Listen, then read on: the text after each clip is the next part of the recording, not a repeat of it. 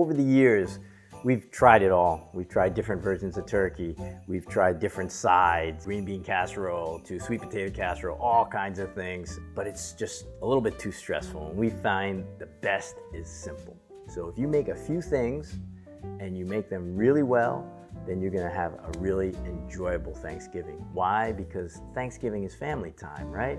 So you wanna actually enjoy your interaction with family, especially since we have a new addition to the family this year. It's first Thanksgiving, little Ethan. We're gonna enjoy more people and then also enjoy great food. So now to the herb stuffing. Last year I made the herb stuffing just ad hoc because we had a lot of leaks and what have you. Turned out great. Did I write down the recipe? Of course not. So this year, we're gonna publish that recipe just for you so you can enjoy it. You wanna get a crusty bread, right? Try not to get any like store-bought white bread. It's usually not as good and it doesn't hold up as well. So we get crusty sourdough bread. And look, I've got an assortment of breads. So everybody says, hey, the best thing is use day-old bread. This is a perfect clean out bread time. We've got an old multi-grain roll here. I've got some whole wheat sourdough. I've got another loaf of something. I think this is rye. All right, so let's show you how to make it. All right, first thing we're gonna do is cut the bread. The reason why we use this country bread is because you've got this kind of stiff outside and it gives you really nice texture. And this is country bread. It's kind of soft on the inside. Not quite as soft as your regular white bread. Don't use white bread. So the size of how you cut it really is a personal preference. You know, do you like big chunks or do you like small chunks? We kind of like it medium. How's that? About this size. And you know, if some of it varies, it's okay. And you notice when I cut this, it sort of compresses a little bit, and some of it's tough. The tough parts are good, but this is why we're going to toast the bread a bit. I've also done hand-torn bread where you can just rip it apart. It turns out in bigger pieces, and we tend to do that in a panzanella, but it's overrated. Just use the knife and cut it. It's a lot faster. And we're going to transfer this over, and then you continue. So I'm going to finish this up, put it on a sheet pan, and we're going to toast it in the oven for, I don't know, 10, 15 minutes until the edges get kind of like brown and at about 350 degrees. And that's it. Today for Thanksgiving, we're making my father's turkey recipe, which that has really not changed. But, you know, first time I had stuffing, my father made a stuffing and he had celery, he had a mirepoix, he had celery, carrots, and onion. Believe it or not, at that time he used white bread and he would soak the whole thing of white bread into water, cut his vegetables, saute it all together in a wok. He would just stir fry everything in a wok.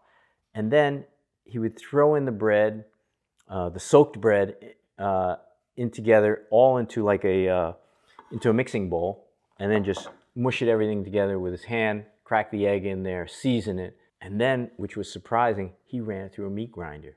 So it would be a very kind of a fine, mushy stuffing that was all together, and then he would shape it. He would bake that, and then slice a piece of stuffing, put it on the plate, you know, after it was done, hot stuffing, and then put the pieces of turkey over it and put the gravy.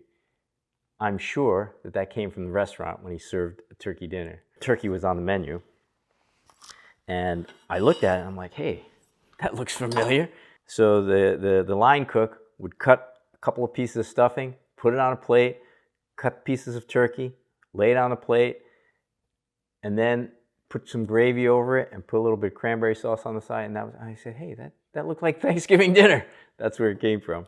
So, and that was at the Holiday Inn. That was the first time. I was 15 years old when I started working there. I started as a bus boy before I went into the kitchen. And I saw that and I'm like, and I asked him about that and he goes, yeah, that's the way we did it. And that's where it came from. We have since elevated the stuffing game and made it a little bit more rustic, especially at Sarah and Kaitlin's request. We eliminated the carrot. You could put carrot in here if you like, but we eliminated that and kept it strictly herb. Hey, one thing I wanted to say about the stuffing, the common thing was the use of dill. So a lot of recipes don't use dill. They use a variety of herbs, sage, rosemary, thyme, the thyme we have today. But one thing you want to do is, that's important, I think, is you got to choose one herb that's going to be forward, okay? And for me, in my father's stuffing, it was dill. It was always dill, and I love the taste of dill. So this herb stuffing is dill forward. You could make one that is rosemary forward, if you love rosemary, and I love rosemary also. Or you can make it thyme forward, you can make it whatever you choose. So just make sure you do that. If you put all of the herbs together, they kind of lose their herbiness. You just get a very general herb, and there's no identity to your stuffing. You want an identity. Today, it's more like an herb stuffing, but dill forward. Wow, I'm wondering if this is too much now. This is 24. I would also just like to interject that dill is actually the most Thanksgiving-y flavored herb, in my opinion, when cooked. It really gives that kind of, I don't know. You would think it was sage. Everybody makes a big deal about sage. It's actually dill. Dill. In our family, totally dill. Dill means Thanksgiving. I flipped these a couple of times. This is about probably 18 minutes. So these are ready to go. Now we're just gonna let them cool off. All right, first thing to do is to cut the celery. If your celery stalks are a little bit wide, which these are, you can cut them in lengthwise half, which I do, because you don't really want these celery chunks to be giant. I'm cutting them at an angle, and they're about, I would say, 1/8 of an inch or so thick, not too thick. Let's finish cutting the celery, and then we'll get into that leek. All right, leeks from the garden we're gonna cut. One thing that I wanna stress is that, see these beautiful greens? Use the greens, they are very flavorful. The thing about leeks are they're actually pretty dirty. Well, I got a lot of dirt in them, so we're gonna chop them, and we're gonna give them a quick rinse, and then use it that way. All right, so here we go. So what I like to do is cut them lengthwise like that, and even into quarters, roughly.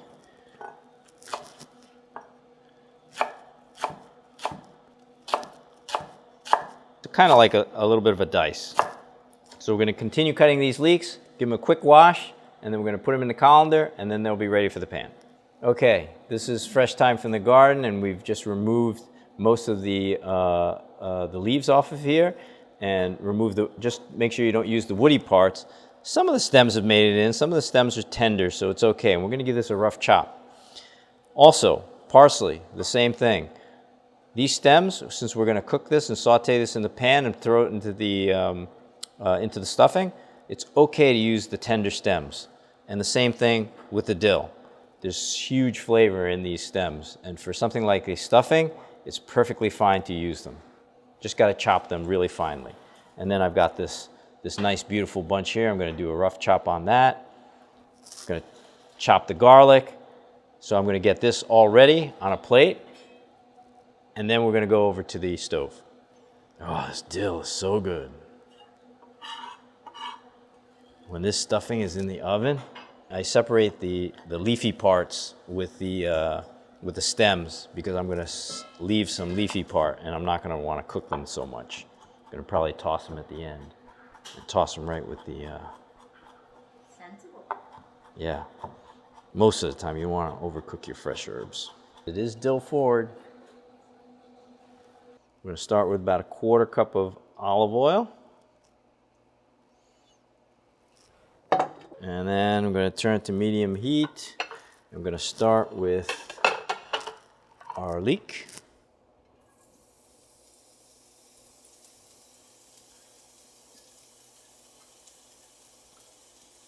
Okay, and our celery. And this looks like a lot, but we've also got a lot of bread. This should be about medium heat to start with.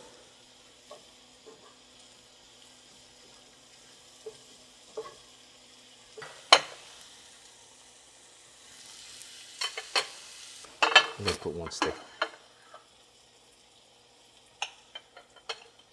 Okay, it's about a stick of butter. And we call for a stick of butter in this, but if you want to throw 2 sticks in, hey, I'm not gonna argue with you. My buddy of mine, he made his stuffing.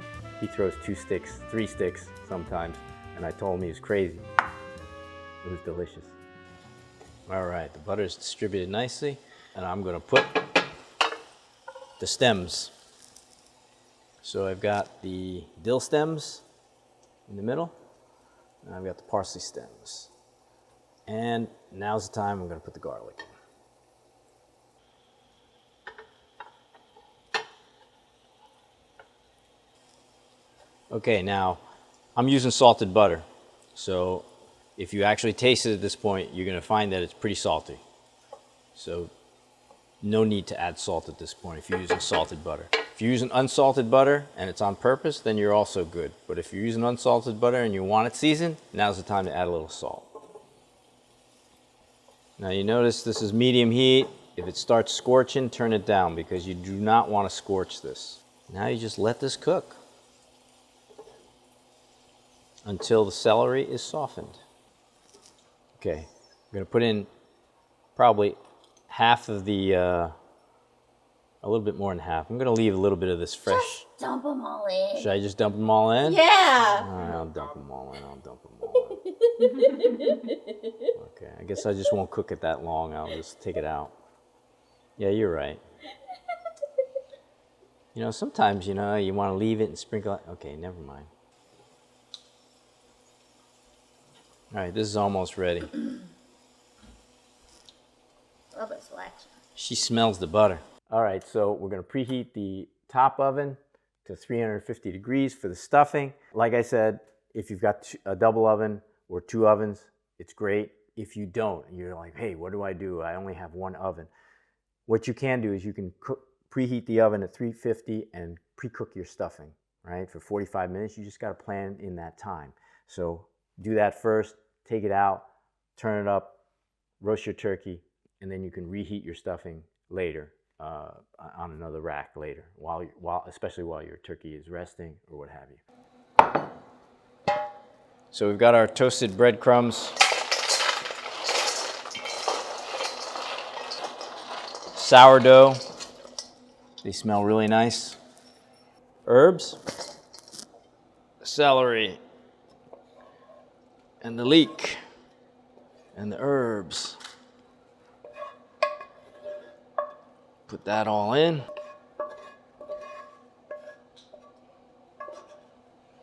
Okay.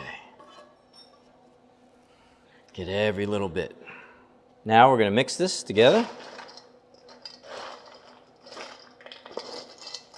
Just fold it in, just so it's uniform.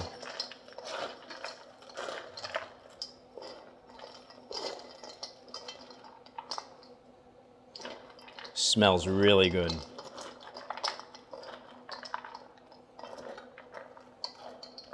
All right, that's good. So now we're going to set this aside for a moment. And I'm going to measure out I'm going to crack our eggs and measure out our chicken stock.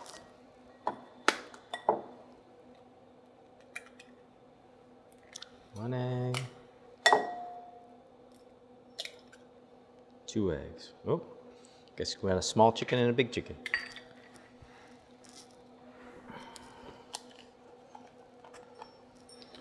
Chicken stock.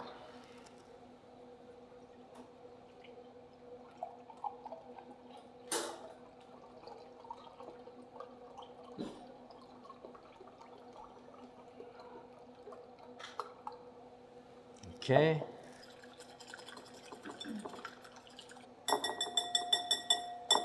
Okay. Then I'm gonna mix in the chicken stock.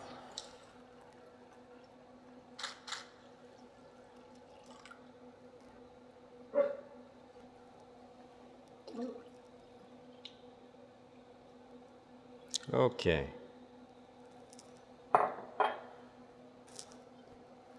Now, we're going to pour this mixture into the stuffing.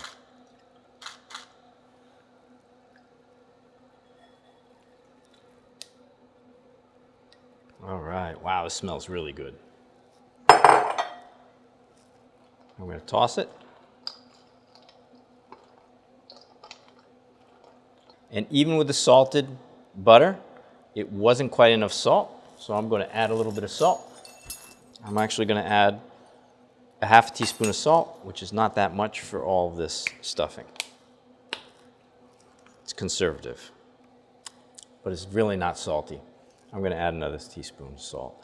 Be careful, if you're using iodized table salt, it's probably going to be too salty. We use sea salt, or if you use kosher salt. I have a friend of mine who says he uses kosher salt, or every recipe that he uses, he puts 1.5 times. He feels it's not enough. And I said, hey, do you use kosher salt? He says, yes. I said, that's why your food is not salty. If you use iodized salt, it would be too salty. All right, so I grind a good amount of black pepper in there. And I'm gonna give everything a final mix.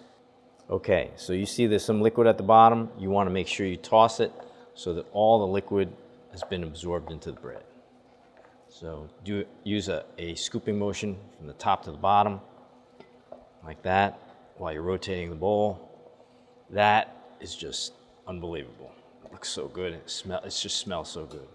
You do not want to have your stuffing too salty. You can always add salt at the table, but once it's salted, and if it's over salted, you're kind of a little bit stuck, okay? And you don't want to do that on Thanksgiving Day.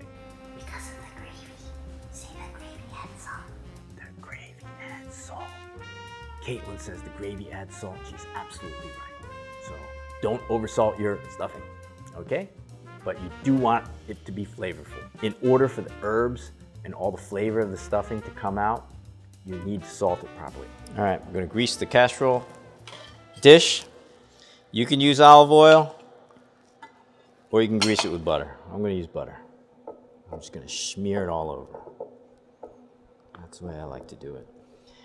But of course, if you have the wrapper of your butter and you kept that, you can use the wrapper. But you definitely want to make sure that this doesn't stick. And you know what? For me, what I like to do is I like to even drizzle a little bit of olive oil at the bottom. It adds flavor, and it's going to add a nice crispy bottom. So that's good. Now I'm going to pour it in.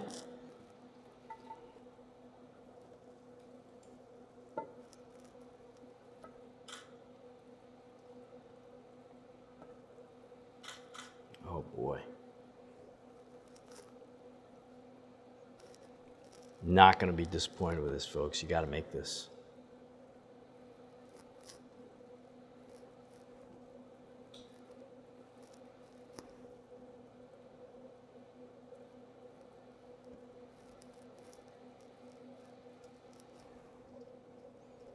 Okay. Scrape all these herbs.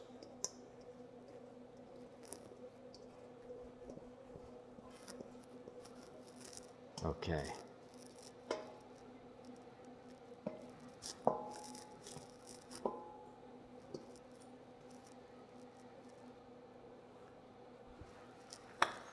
I got this little bit of butter left. For this is for you, Gordo. It's my buddy, it's my high school buddy. He puts a lot of butter in that stuffing. He puts 2 sticks. This is about 1.25 sticks.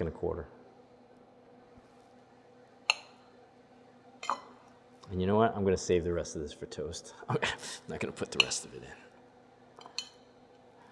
Why would you do that, I say? Good question. Putting the rest in. Talk about an existential crisis. Look at that. Wait, you just like argued with yourself back and forth like Yes. 3 times? Yes. That's exactly what I did. That's exactly what I did. If you have like a health exam for your insurance test, maybe you don't want to do this. And now, we're going to put this into the oven. The stuffing timer went off. Oh wow, it looks so good. It has nice browning. Ooh, It's a little bit crispy. Not too crispy. but not too crispy. It's still moist inside.